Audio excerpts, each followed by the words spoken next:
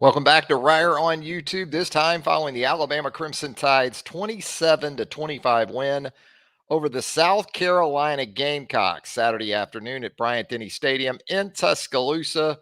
Third straight game for the Crimson Tide where it really came down to the final seconds, the final plays.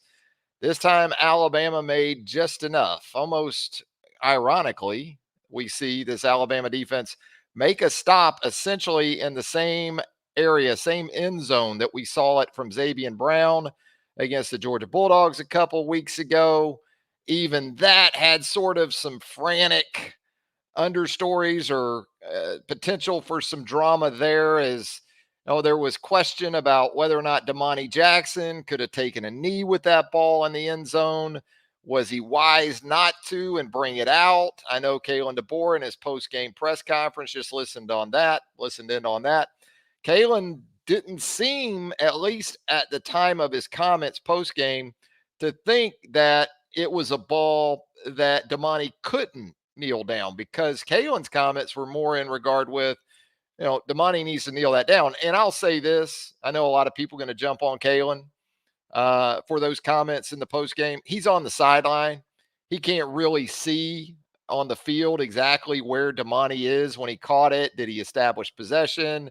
Did his momentum carry him into the end zone? I'll just say in real time, I was of the belief that it would have been a touchback had he kneeled it down. Now, when you look at it in slow-mo and you really slow it down, that's when it gets a little bit hairy in terms of whether or not that would have been rewarded with a touchback or potentially a game-tying safety for the South Carolina Gamecocks. And at that point, nothing would have surprised you, right? I mean, you wouldn't have been surprised if, in fact, that had been the case, because, boy, end of half situations, first half, catastrophic for Alabama. It's not the first time we've seen that this year, by the way, either. You had a quarterback make some really critical mistakes, not only at the end of the first half, but also in the fourth quarter as well, with the interception in the end zone. It wasn't Jalen Milroe's best day. He still accounts for 3 touchdowns in the game. So you give him credit for that. But in some ways, you saw some early 2023 Jalen, and I get it. I mean, he's getting some pressure at times. But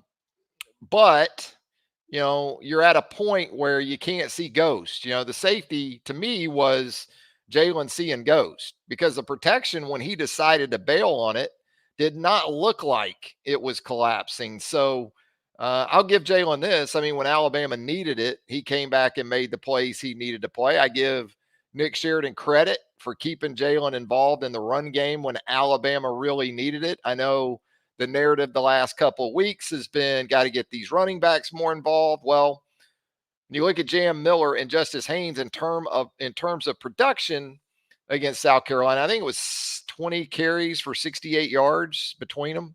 So they did get opportunities, but it wasn't always there for the running backs. I didn't like what I saw in the game when you had a chance to really affect the clock and take the clock, as we've heard it called in the past around the program in Tuscaloosa. That's when your guys have to be physical and finish runs with physicality. Now, look, there could be some things going on from a health perspective that we don't necessarily know about that impacts that. But I'm just saying, in watching Alabama football, especially over the previous decade and a half, in that situation, guys were looking to finish with authority and not looking to continue to work the perimeter and even bring the sideline into play, right? And when you're trying to take the clock there. So, yeah, all 3 phases. Still a long way for this football team to go. If you'd like to chime in, we'd love to hear from you. You can jump into the chat and we'll talk about it right here on Reier on YouTube. If you haven't as of yet, go ahead and hit that subscribe button for us. We greatly appreciate it. Turn on those notifications. That way you are alerted to all of our content as it drops right here on Reier on YouTube. If you'd hit us with a thumbs up, a like, we'd appreciate that as well. And look, still, when you think about the defense, I know a lot of you are going to talk about third downs. It's hard not to. South Carolina came into the game converting 30% of its third down opportunities. On Saturday, converted 7 of 15. Now, Kalen was quick to point out in the post game that 5 of those came on one possession. And I know it's easy to just think, man, third downs are getting converted. We saw 12 of 18 from Vanderbilt last week. I think that one of the things that I'm probably more worried about with this defense is that just seems like it's a lot of second and third and manageables, a lot of third and ones, third and twos. And then on top of that, you're not exactly a stone wall on defense when you're in those situations. You still got guys catching guys, and saw it from Rocket Sanders from South Carolina on Saturday, turning short yardage situations into either first downs or touchdowns. It was interesting from a defensive perspective that we did see a lot of Justin Jefferson in the game with Jihad Campbell and with Deontay Lawson. We had seen that, earlier in the season, maybe more so in third and long or obvious passing situations, but we saw it throughout the game on Saturday. So I'm guessing that's an attempt that, at least in Kane Womack's mind, to get his best 11 on the field. So he's obviously thinking Justin Jefferson, who's been injured the last couple of games, is one of those 11 right now. So trying to get him on the field. But again, just too many mistakes. And, Alabama tried to gift it to South Carolina. And South Carolina, who largely outplayed, I would agree with that sentiment, tried to give it right back to Alabama and eventually did, After Jalen throws the interception, to get that gift of a fumble right there, basically in the red area, outer red, I guess it was, you couldn't ask for anything more than that when you're a struggling football team and it's looking like perhaps you're going to drop back-to-back SEC games in the first time. And I don't know. It just had a real 2006 feel to it on Saturday. Doesn't mean this team still can't achieve and reach its potential, because I still think the pieces are still there, but we're 6 games in the season and we're seeing fundamental issues with this team. Doesn't tackle well enough. Too many times on the back end of the defense. And you saw this in the game again, even in the fourth quarter on Saturday. You got safeties looking at corners. Like, you got him or I got him. You're supposed to have him. I'm supposed to have him. Still seeing too much of that. We're 6 games in now. It's not September anymore. These things shouldn't be happening like they're happening. You shouldn't be fundamentally struggling when at key spots of this football team, you are veteran oriented, right? You can't throw that red zone interception that Jalen threw, into the first half. You can put more of this probably on Kalen than anybody else. And I'm all for being aggressive. And I'm not for this sort of sentiment of Kalen needs to adapt to Alabama football or the way people think Alabama football needs to be played. I do think physicality is a core tenet of Alabama football. I don't care how you play it, conceptually, scheme, but at the moment of truth, your guys got to be better on the football or with the football than the other guy. In one-on-ones, with where Alabama has come over these last 17 or 18 seasons, it has to be better than Vanderbilt and South Carolina in those situations. I can't tell you with a straight face that Alabama's been better in those. It wasn't last week. And as I talked about earlier, some of these third and manageables, they start with teams kind of imposing their will on early downs. I know you look at it statistically and you say, well, Travis, look at South Carolina's totals for today. South Carolina ran the football 39 times for 132 yards. Now, 4 of those carries for South Carolina were sacks. So that was 36 yards right off the top of the rushing total. But Rocket Sanders, which I don't really know why they call him Rocket, because I don't really see anything about his game that resembles Rocket-like speed. I think Tank Sanders, I'd get more at this point in his career. But he goes 16 for 78 and the touchdown where he's met at the 2 and finishes the run in the end zone. And that may sound like I'm picking on a guy like Jahad Campbell or maybe some other guys in these one-on-ones, but it also takes me back to, if you're doing what you need to be doing as a defense and you call yourself swarm, where are the people to the football? And it's great you forced 3 turnovers today. Again, at least one of those was an absolute gift. That was an unforced issue from South Carolina. Where are the people to the football? It just seems like there's too much um, uncertainty still halfway through the season.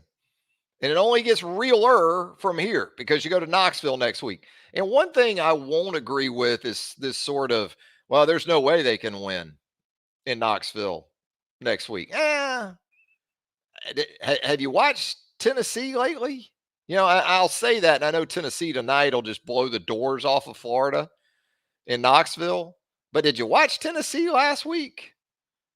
That wasn't a great offensive football team by any means. Now, defensively, it could be problematic for this Alabama offense up there. But just sticking with this week, Andrew, the GOAT here in the comments, I'm not happy about Alabama only winning by 2 points at home against South Carolina today. Andrew, the GOAT, not happy. Hey, look, take the win at this point. I mean, for where this team has been the last, what is it now? I mean, now we're talking about 10 quarters going back to the start of the third quarter of the Georgia game. You're 2-1 with the way those 10 quarters have gone. It's almost starting to feel like a glass half full when you think about how these last 10 quarters are going. I know you're not going to buy that. You've seen too much of what Alabama football has been about over these last 17, 18 seasons to buy that. And hey, I'll say this for South Carolina. In some areas where Alabama wanted to kind of exert itself with the backs in the run game, South Carolina is pretty damn good in the front seven. Not terrible. Middle of the pack in the SEC. The things that concern you are the areas where South Carolina isn't very good, but was good today against Alabama. And I think about Lenora Sellers. He turned it over. Thankfully for Alabama, he turned it over. But he completed over 70% of his passes against that Alabama defense.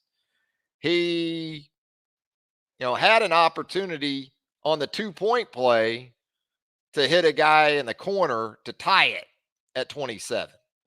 That went by the boards. I'll say this for Q Robinson. He had the big face mask penalty there late in the fourth quarter. But when I think about closers on defense for Alabama right now, Q's probably as high on the list as anybody. At least I noticed him. At least he was disruptive. At least he was on the cusp of closing the game out. So a lot of things still need to improve. And not just defensively. I know what makes it hard too when you can want to run your backs, but when one of your best players on offense, Jaden Roberts, is in and out of their lineup, and I give Jaden a ton of credit because for that guy to come out at all, it's something pretty significant. And we heard from Kapilovic, the offensive line coach this week, talk about that it's issues right now for Jaden Roberts that most people just would not play with at all. So you don't have sort of that same punch as you would have with a healthy Jaden Roberts. But, Alabama comes out on the script and looks great on offense. Went for it on the 4th and short from deep in its own end. And I like that. I like that about Kalen. The problem is when you do stuff like that and you call a timeout with 11 seconds left at the end of the second quarter and then you throw a pick, that's when your aggressiveness doesn't necessarily get rewarded. And look, I don't really get it with the field position being what it was. I think Alabama had the ball on its own 38 with 11 seconds. I know South Carolina was getting the ball coming out. I don't know. Maybe that speaks to Kalen's lack of confidence in the defense, but it's going to be hard in 11 seconds to kind of get yourself in any kind of scoring position. Field goal, certainly a touchdown is extremely minimal, the chances of that at that point. And also, though, Jalen at this point in his development, if it's not worth even throwing the football in that spot, unless you're just going to heave it, that type of route there. And that's another thing when you start putting things on tape.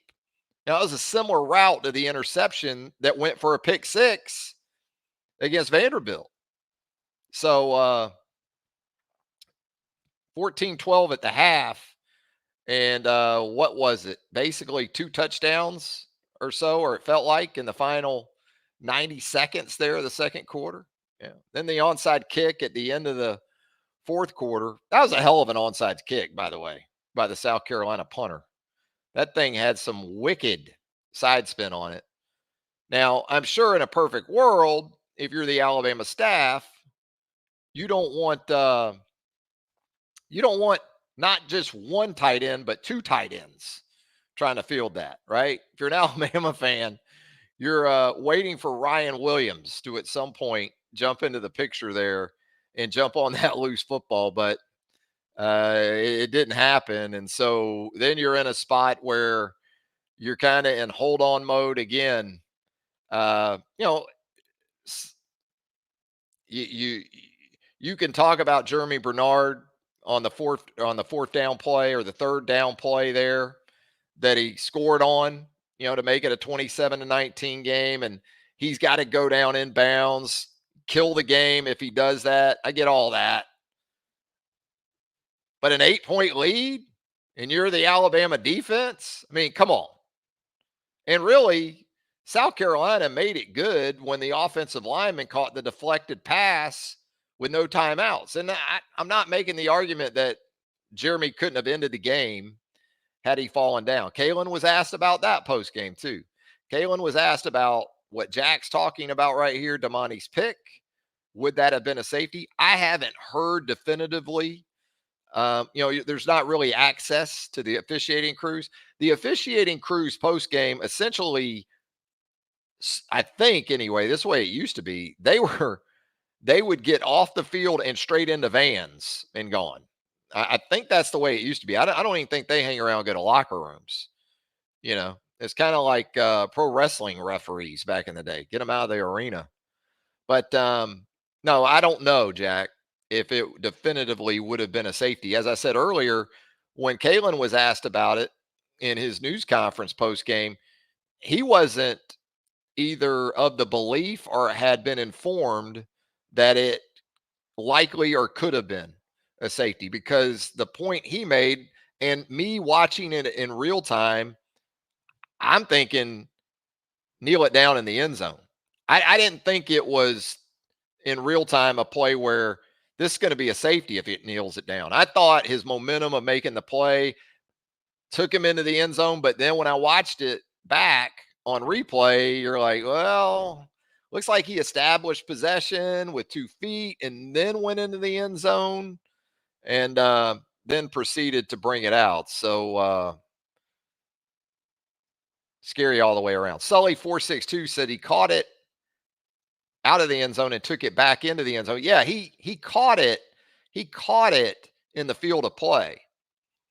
But there is an aspect to that if your momentum in making the catch takes you into the end zone, I believe anyway, you can still kneel it down for a safety. I thought that in real time, and I think that's what Kalen thought. And again, Kalen's on the field. He doesn't have the view that we have, or if we're watching television or watching from the press box have. But it just, I don't think at that point it would have surprised all that many folks. 2nd and 26 here. When Milroe does have time, he needs to work on reading the defense. I'm gonna say Jalen, in my opinion, has improved a great deal. That was one thing Kalen was quick to point out post game. Yes, Jalen wasn't perfect by any means in the game, but that was a progression throw that he made to Jeremy Bernard there for the final touchdown. And so I think that tells you. I think there's been plenty of other examples of that. Does he make every read? Does he get it right? No, no quarterback does though. I just watched Quinn Ewers, maybe not make the best decisions early in the Oklahoma game, or at least the best throws. So it happens. It's just boy, there are just times in games, it seems like, when they just can't happen. You got your best unit on the field there in the fourth quarter. You got to finish games. And I'll give Alabama credit. Yes, it was absolutely a gift. Um, initially that they got from the from South Carolina, but they took advantage of it too. So Alabama improves to 5-1 on the season. I thought the injury to Damani Jackson in the first half, when it happened, I thought it was season over. Just kind of looking at his reaction and kind of taking him off, and then to see him back out there, I was like, wow. So kudos to him for making a play. He did get beat on the touchdown that was initially called uh, incomplete there in the fourth quarter. That was basically the same play Georgia ran, right?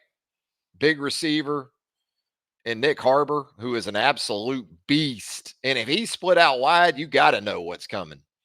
They're going to throw that go ball or that jump ball, and he's probably going to win a lot of them. And he won the one against Damani. But I thought Jalen Mbakwe, I know questions about did this team continue to regress today. I'm not going to say it regressed offensively. I'm not going to get specific and say it regressed, let's say, at quarterback. I'm just for now going to say we've seen too much good from Jalen in the previous 5 games to think that, here he comes with the slide. I didn't take that away from today's performance. He did have some opportunities that he didn't hit. We become so accustomed to him and Ryan Williams once a game, hitting for the explosive play. They had an opportunity there, I think, in the first half, and Jalen couldn't hit him. But again, guys who stepped up, Justin Jefferson, I thought, provided some good things. The only thing about Justin in there, especially at one of the inside linebacker positions, is if you get him in coverage, it can be tough. You start running these mesh concepts, and mesh is where you get the crossers in the middle of the field, and you're playing man or you're matching it. That's not necessarily his strength. But what he will bring is some thump to the table. Keon Sabb had 12 tackles defensively. Deontay Lawson with 9. Had 7 tackles for loss, but it felt like when Alabama needed to stack defensive plays, it's still not happening, right? Or it gets the benefit of a penalty. I just feels like I still see offenses in 1st and 20 end up in 3rd and 2. Tim Smith had one of Alabama's sacks in the game. So did Jihad. Jamarian Latham. Jihad forced the fumble on the one. Q and Jordan Renaud. We talked about this last week. Jordan Renaud started playing some more last week. I think we even saw Edric Hill in there today, kind of early-ish, it felt like anyway. Of course, on the heels of Jaheim Otis hitting the transfer portal. But I thought Mbakwe ended up with, let's see here, 5 tackles, 3 solos. He had one of those tackles for loss. Yep.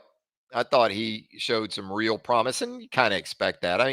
But look, it's a tough deal right now with these young corners and this inexperience also at the Husky position. You talk about a drop off from last year.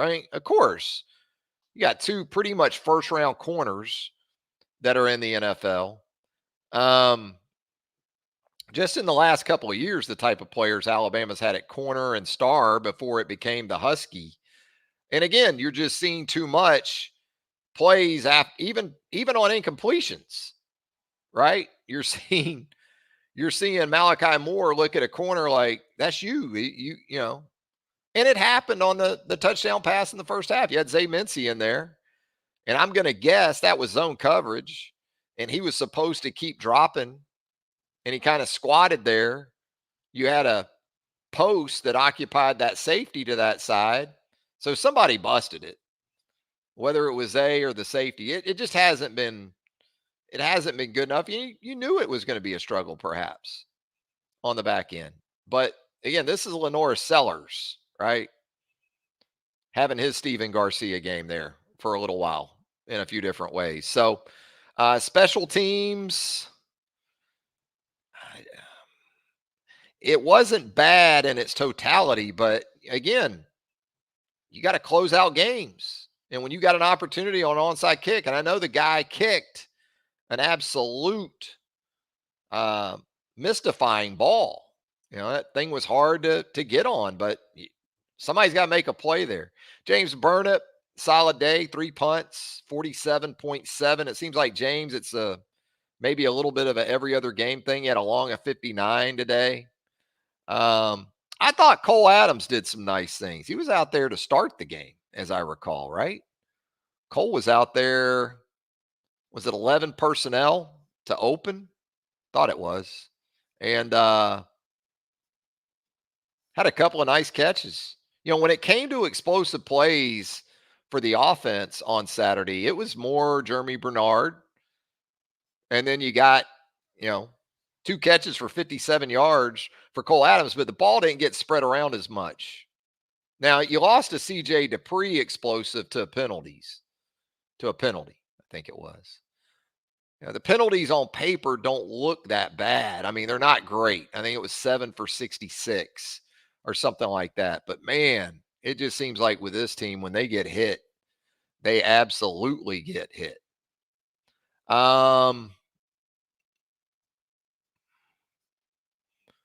You tell me, Dexter. I've been talking about it, disjointed, I guess, a good way to describe it.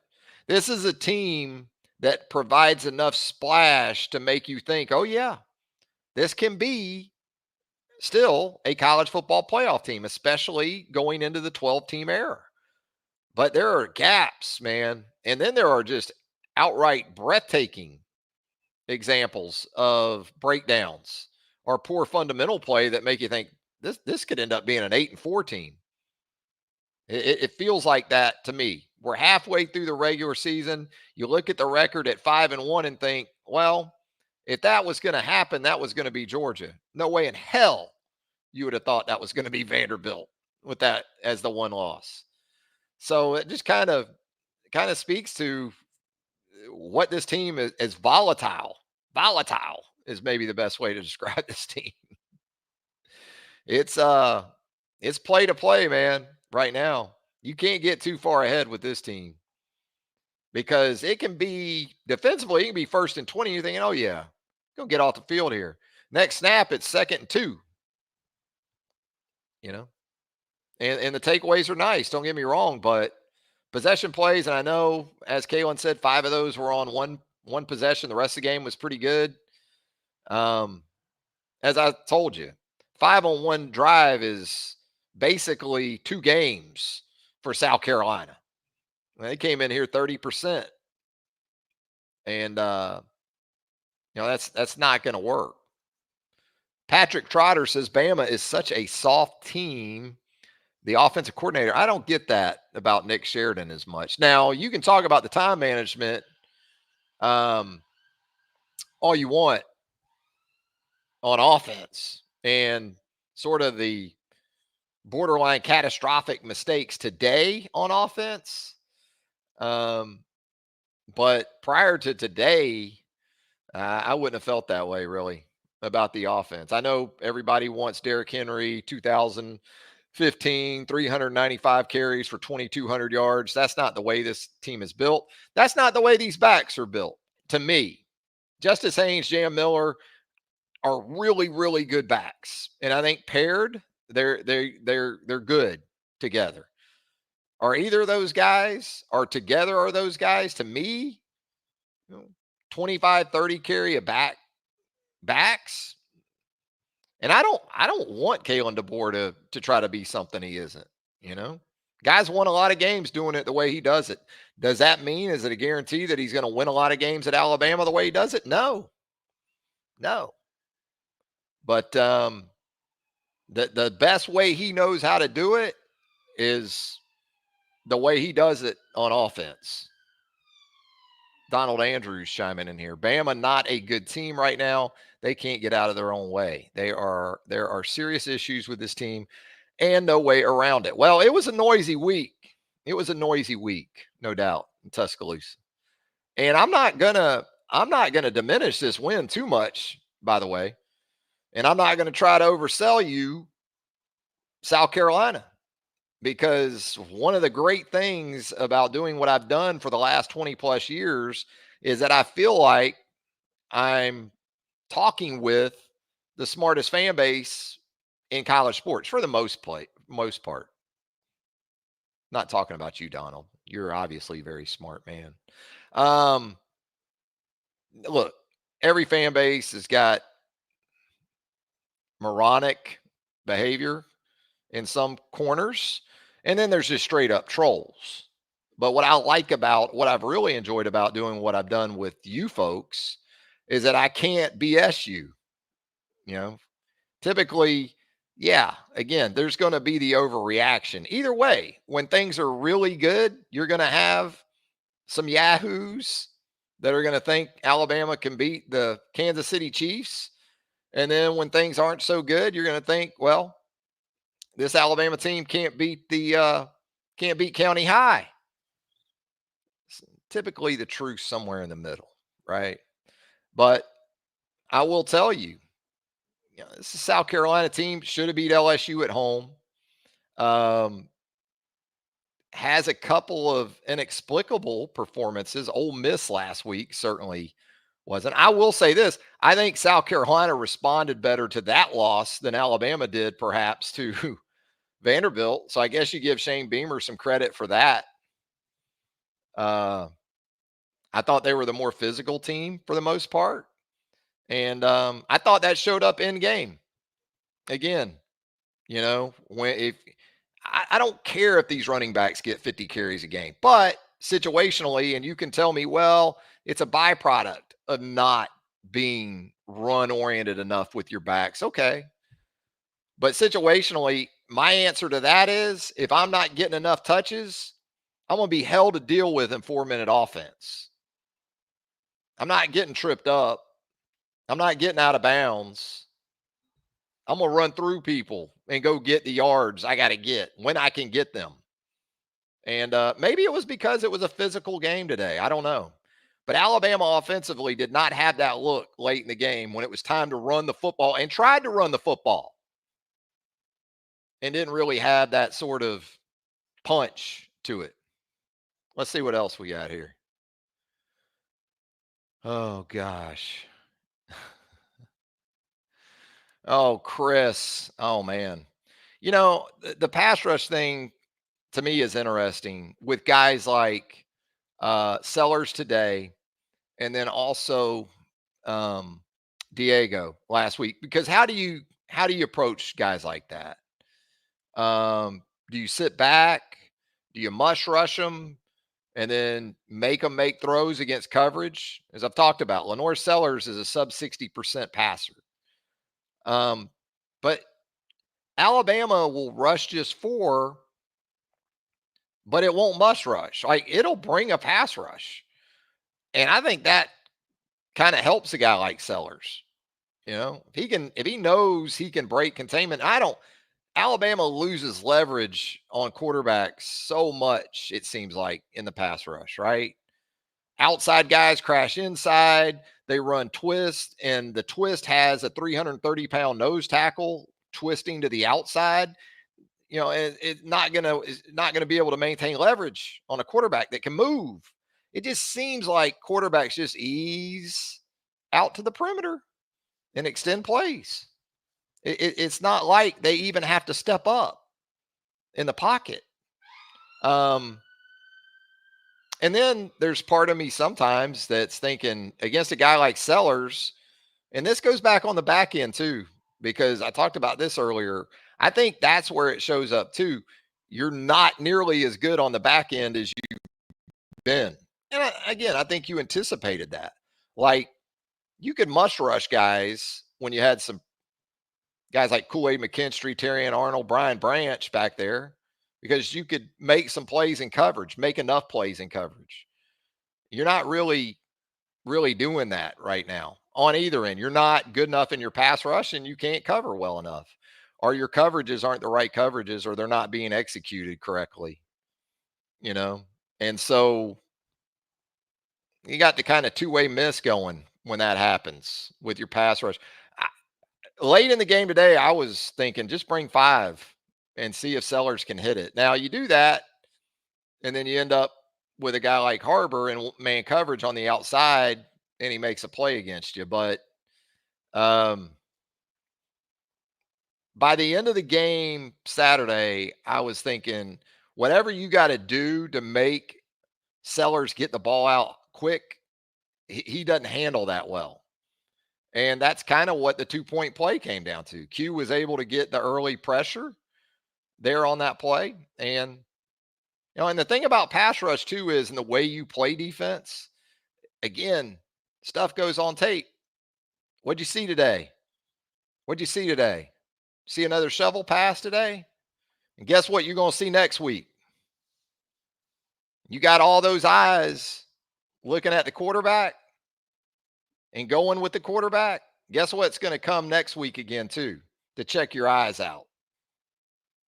And I'm not saying everyone on that defense is supposed to have their eyes on the quarterback, but until the people who aren't have their eyes where they're supposed to be, if in fact that's the case, you're going to see more. You're going to see, teams just rip it off. Just like the interception Jalen threw right before the half, trying to fit it in there to Ryan Williams on, kind of a 10-yard hook with 11 seconds left in the half. There was no reward for that. And on top of that, it looked like South Carolina said, well, we've seen this before.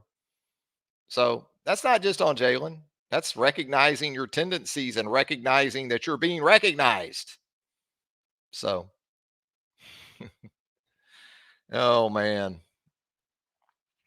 No serfdom checks in here.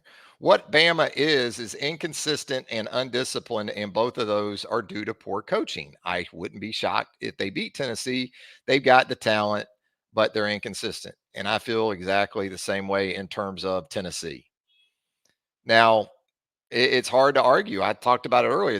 There is enough splash, right, to keep you believing. There's enough splash plays to make you think, yeah, this can be that team ultimately. But boy, in between the splash plays, who the heck knows what's going to happen? And even if some of that goes back to things you may not agree with in terms of approach or concepts, fundamentally at times this team's bad. And I've got grace for the younger players, because some of these guys are being forced into some tough situations, or they're being expedited onto the field, right? And so you're going to get some of that with some of those guys. But you've got some older guys today that it wasn't what it needs to be, for sure.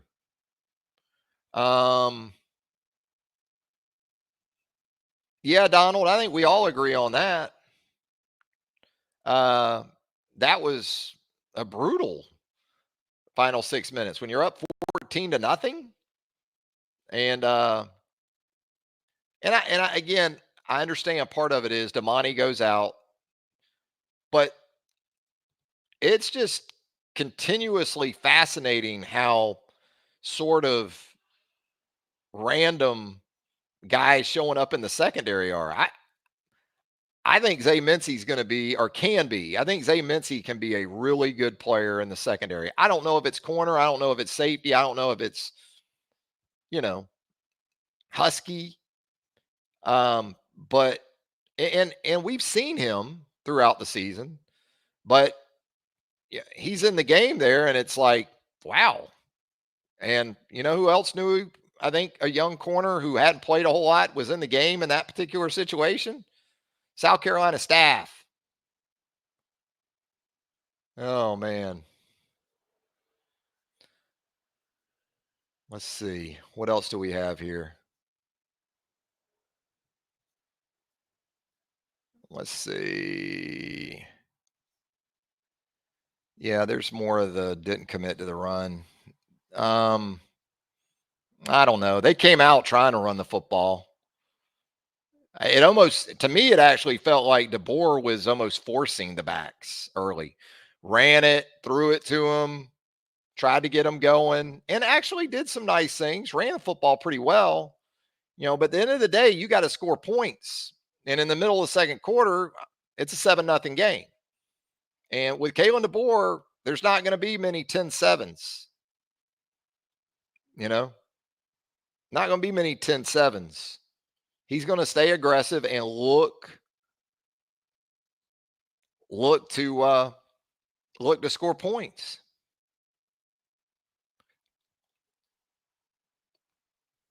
Dexter says he'd like to see King Mac more, or the Mac King. How about that? Um, he shows up on special teams. I'll say that.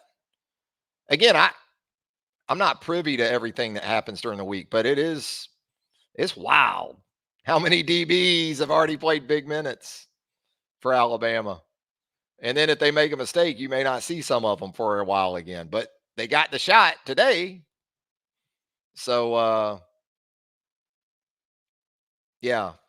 I'm maybe I wouldn't say I'm surprised. And Devontae Smith made a nice play today on the fourth down. So, or the third, one of those, right? Um,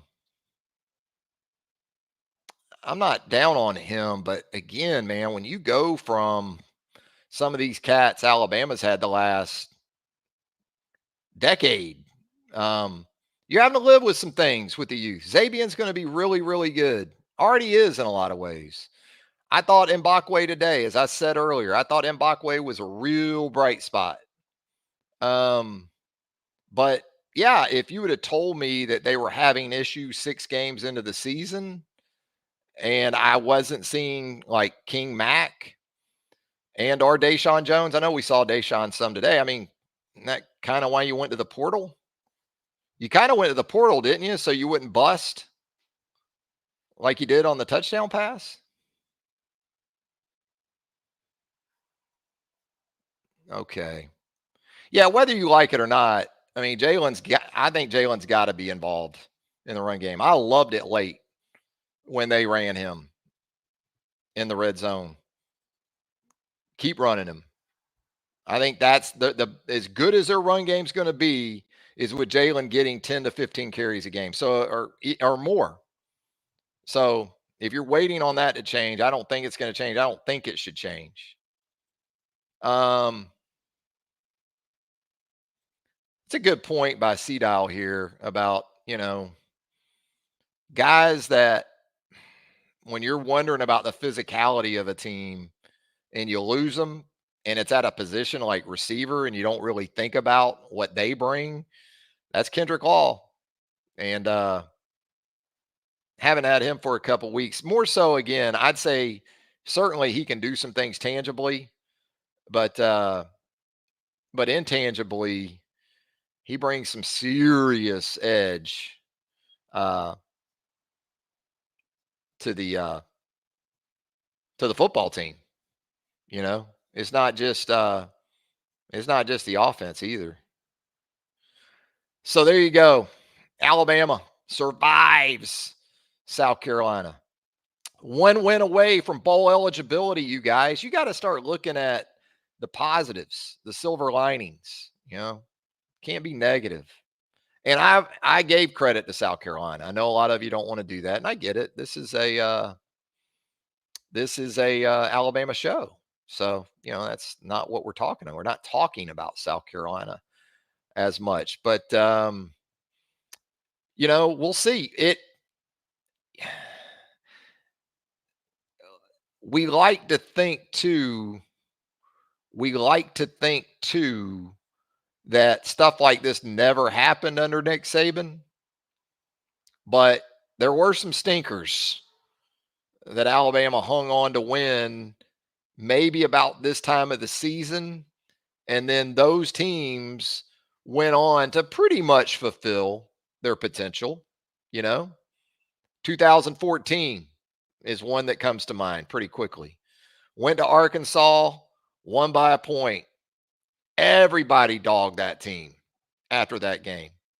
And Nick made it a point that following Monday to rip everybody that was ripping the team. And it worked. That was the J.K. Scott game. If it wasn't for J.K. Scott, Alabama doesn't win that game in 2014. But there were some core tenets that had been well established in that program that even if you didn't like the performance, and by the way, it still came in a win. So we're not talking about that kind of performance in a loss like last week. But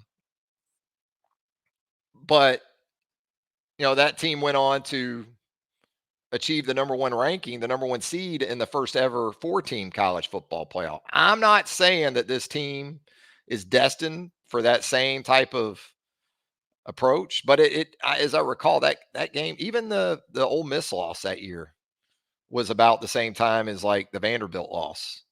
So still a lot of football to play, a lot of football, and still plenty of talent on this team to get to where it wants to go. But the gaps right now, the gaps are wider than they've ever been with Alabama football in a long time.